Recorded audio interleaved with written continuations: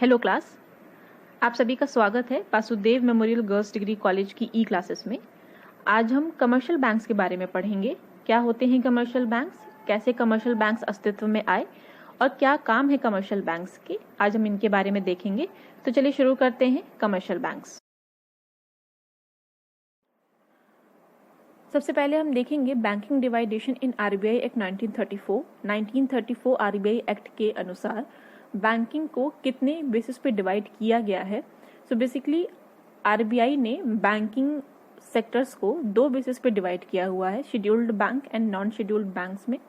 Scheduled bank वो bank जो कि आरबीआई के शेड्यूल्ड सेकंड में आते हैं, उन्हें हम शेड्यूल्ड बैंक कहेंगे। नॉन शेड्यूल्ड बैंक वो बैंक जो कि आरबीआई के शेड्यूल्ड सेकंड के कोई भी नियमों को फॉलो नहीं करते, उन्हें हम नॉन शेड्यूल्ड बैंक कहेंगे। आरबीआई के शेड्यूल्ड सेकंड में जो सेक्शन है, सेक्शन 42 सबसेक्शन 6 सबसेक्शन ए, उसके अंतर्गत जो भी नियम आते हैं उन नियमों को फॉलो करने वाले बैंक्स को हम शेड्यूल्ड बैंक कहेंगे। वो नियम कुछ ऐसे हैं कि जिन भी बैंक्स का पेड अप कैपिटल 25 लाख तक का होगा, यानी कि मिनिमम 25 लाख तक का पेड अप कैपिटल होगा, उन बैंकों को हम शेड्यूल्ड बैंक कहेंगे। और इन बैंकों को अपनी सारी डिटेल्स हर हफ्ते में आरबीआई के पास सबमिट करानी होगी। ये दो नियम जो भी बैंक फॉलो करेंगे उन्हें हम शेड्यूल्ड बैंक कहेंगे। और नॉन शेड्यूल्ड बैंक वो बैंक होंगे जिनका minimum paid up capital 5 lakh रुपए होगा, तो उन बैंक्स को हम नॉन शेड्यूल्ड बैंक कहेंगे। जैसे कि यहाँ पे मैंने प्रेजेंटेशन में दिखाया हुआ है आपको, यहाँ पे स्लाइड में मैंने scheduled bank and non scheduled bank को दो अलग अलग कैटेगरीज करके दिखाया हुआ है। शेड्यूल्ड बैंक में मैंने वही नियम लिखे हुए जो मैंने अभी आपको बताए हैं थोड़ी देर पहले, और नॉन शेड्यूल्ड बैंक में भी वही नियम है जो कि अभी मैंने थोड़ी देर पहले आपको बताया।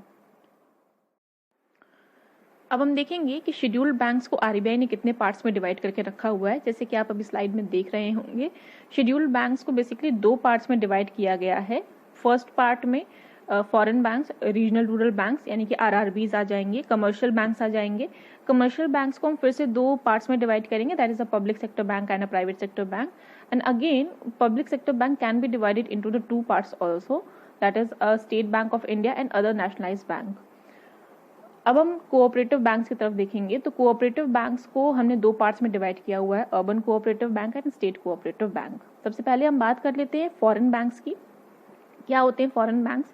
सो बेसिकली फॉरेन बैंक वो बैंक होते हैं जो कि विदेशी मुद्राओं को अपने यहाँ जमा करवाते हैं और विदेशी मुद्राओं को परिवर्तित करते हैं आपकी घरेलू मुद्रा में, यानी कि फॉरेन करेंसी को चेंज करते हैं आपकी डोमेस्टिक करेंसी में, so that people can easily use the foreign currency into the domestic currency. तो इसीलिए फॉरेन बैंक्स हैं।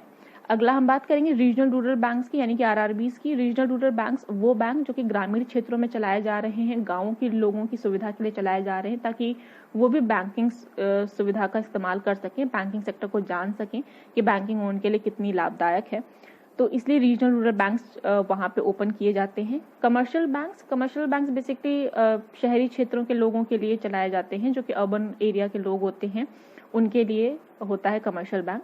कमर्शियल बैंक्स को हम दो सेक्टर में डिवाइड कर सकते हैं, that is a public sector bank and a private sector bank. We will talk about this in next slide. तो अब हम देखेंगे कोऑपरेटिव बैंक्स के बारे में। कोऑपरेटिव बैंक्स बेसिकली ये कई लोगों के साथ आपस में मिलकर एक संघ का निर्माण करते हैं, और जो एक संगठन का निर्माण होता है वो उसी संगठन के लोग आपस में मिलकर एक बैंकिंग का परिचालन शुरू कर देते हैं, उसे हम कोऑपरेटिव बैंक्स कहते हैं। तो कोऑपरेटिव बैंक्स को भी हम दो पार्ट्स में डिवाइड कर सकते हैं, urban cooperative bank and state cooperative bank. Urban cooperative bank वो बैंक होते हैं जो कि शहरी क्षेत्रों में चलाए जा रहे होते हैं, शहरी विकास के लिए चलाए जाते हैं, शहरी लोगों के लिए खोले जाते हैं, अर्बन कोऑपरेटिव बैंक। और स्टेट कोऑपरेटिव बैंक जो कि राज्य के द्वारा चलाया जाता है, स्टेट कोऑपरेटिव बैंक। तो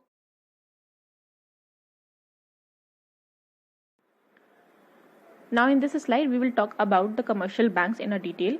क्या होते हैं कमर्शियल बैंक्स, अब हम इनके बारे में जानेंगे। तो commercial banks basically RBI act 1934 के और बढ़ावे के कारण आए, जो कि आरबीआई एक्ट 1934 में scheduled banks and non scheduled banks का डिवाइडेशन किया गया, एंड आफ्टर द डिवाइडेशन scheduled banks and non scheduled banks commercial banks आए।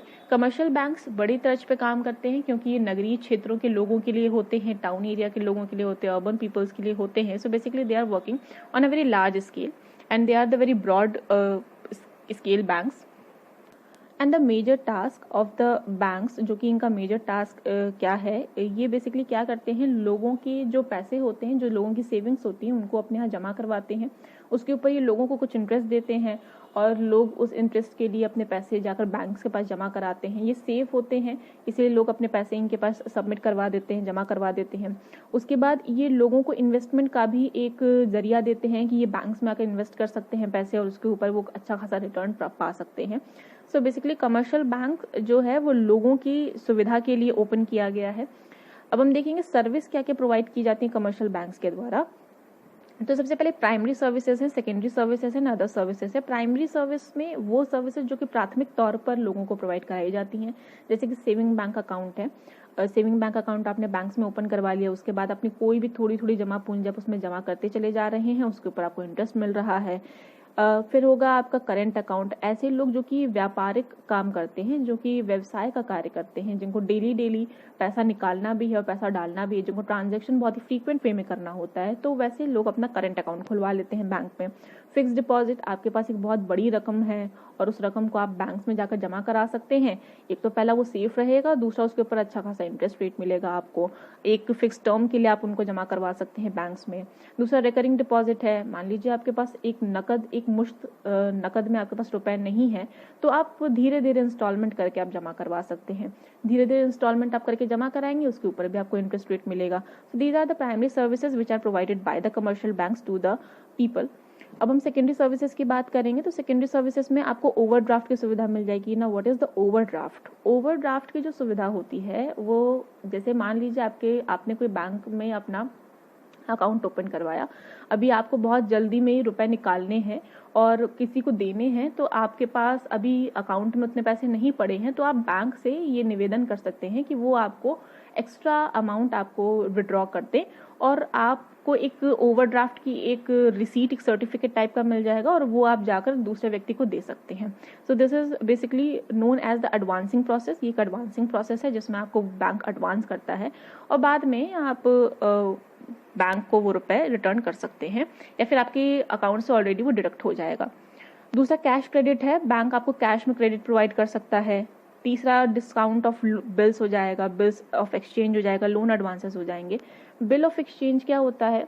आप मान लीजिए कोई व्यापारिक सौदे में हैं, आप व्यापार करते हैं, आप एक दूसरे व्यक्ति से ट्रेडिंग कर रहे हैं, उस समय आपके पास ऑन द स्पॉट पैसे नहीं हैं उसको देने के लिए, तो आपने उसके नाम से एक सर्टिफिकेट जारी करवा दिया अपने बैंक के थ्रू और उसका जो एक बैंक होगा उसके बैंक के लिए। तो आपने अपने बैंक के थ्रू जो एक सर्टिफिकेट इशू करवाया है उससे 3 महीने के लिए बेसिकली ये इशू होता है। तो जो आपने बैंक से अपने इशू करवाया है दूसरे व्यक्ति को, उसे बिल्स ऑफ एक्सचेंज कहेंगे। तो विद इन द 3 मंथ्स उसको पैसे उसको मिल जाएंगे और बाद में आपके अकाउंट से वो पैसे डिडक्ट हो जाएंगे। अगला है लोन एडवांस। अभी मैंने ओवरड्राफ्ट के बारे में आपको बताया, जैसे कि उसमें आपको पैसे वो एक्स्ट्रा में एडवांस कर देते हैं, वैसे ही लोन एडवांस का प्रोसेस है कि अगर आपको लोन चाहिए तो वो भी आपको मिल सकता है। कुछ इंटरेस्ट लेते हैं और फिर उसके बाद वो आपको लोन एडवांस कर सकते हैं।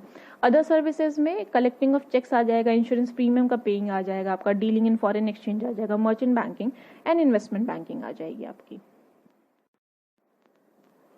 इस स्लाइड में हम देखेंगे टाइप्स ऑफ कमर्शियल बैंक। अभी आपको मैंने ऊपर स्लाइड में दिखाया था कि कमर्शियल बैंक्स के भी टाइप होते हैं, that is a public sector bank and a private sector bank.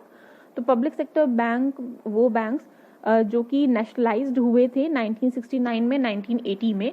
Basically हमारे इंडियन फाइनेंशियल सिस्टम में बैंक्स को नेशनलाइज किया गया था, जैसे कि आरबीआई भी नेशनलाइज हुआ था 1949 में। After the nationalisation of RBI, banks also got nationalised in 1969 and in 1980। इन 2 सालों में बैंक्स भी नेशनलाइज्ड हुए थे।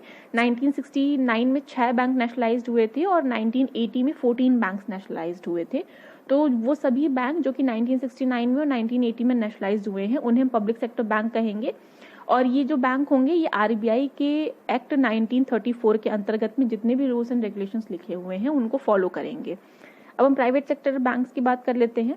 तो प्राइवेट सेक्टर बैंक्स वो बैंक्स है जो कि नेशनलाइजेशन का एरा से उनका कोई लेना देना नहीं है, वो आफ्टर नेशनलाइजेशन एरा के बाद वो एग्जिस्टेंस में आए हैं और लोगों को थोड़ा और बेहतर सुविधा प्रदान करने के लिए आए हैं, तो उन्हें हम प्राइवेट सेक्टर बैंक्स कहेंगे। ये बैंक्स जो होते हैं इनके अपने खुद के रूल्स एंड रेगुलेशंस होते हैं, but all those rules and regulations should comply with the RBI act. ऐसा नहीं होना चाहिए कि वो आरबीआई एक्ट के विरुद्ध काम करें। आरबीआई एक्ट के अंतर्गत ही उन्हें काम करना होगा, लेकिन अगर वो चाहें तो थोड़ा बहुत मॉडिफिकेशन कर सकते हैं। एज ऑफ एग्जाम्पल मैं आपको दे सकती हूँ, जैसे मान लीजिए अभी जो कमर्शियल बैंक्स हैं वहाँ पर अगर आपको मिनिमम अपने अकाउंट में कुछ रुपए रखने हैं तो उनकी जो मिनिमम अमाउंट होगी वो 2000 to 3000 ऐसे होगी। लेकिन जो प्राइवेट सेक्टर बैंक होंगे वहाँ पर आपको 5000 मिनिमम अमाउंट होगी that you have to maintain it into your account. वो आपको मेंटेन करके रखना होगा अपने अकाउंट्स में।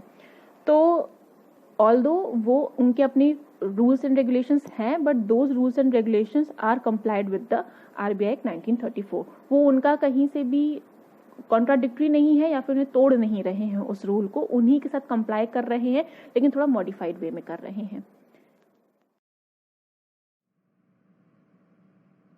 तो ये था हमारा प्रेजेंटेशन कमर्शियल बैंक्स के बारे में।